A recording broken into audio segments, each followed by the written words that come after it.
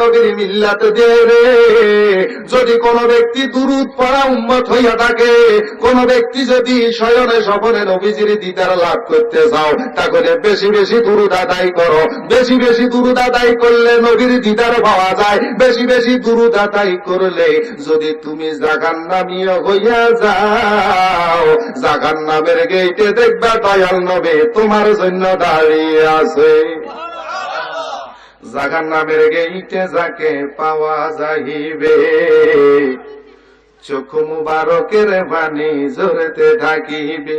ভাইজান উম্মতেরি পাগল নবী, উম্মতেরি পাগল নবী মনে রাখিও।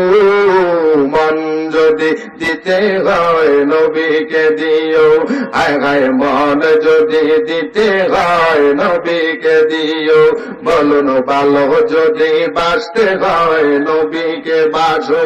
নবী বাঁচানে ওয়ালা, নবী তারানে ওয়ালা, নবী বাঁচানে ওয়ালা, নবী তারানে ওয়ালা। আয় হায় জানের চাইতে বেশি তাকে, জানের চাইতে বেশি তাকে ভালোবাসিও।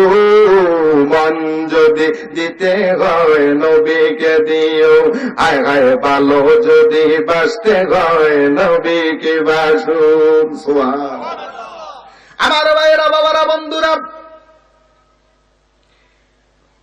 সমস্ত ইবাদত বন্দেগী করার মতো কিয়ামতের পরে মানুষ থাকবে না। আমার আল্লাহ থাকবেন, নবীর দুরূদ চলতে থাকবে। সুবহানাল্লাহ।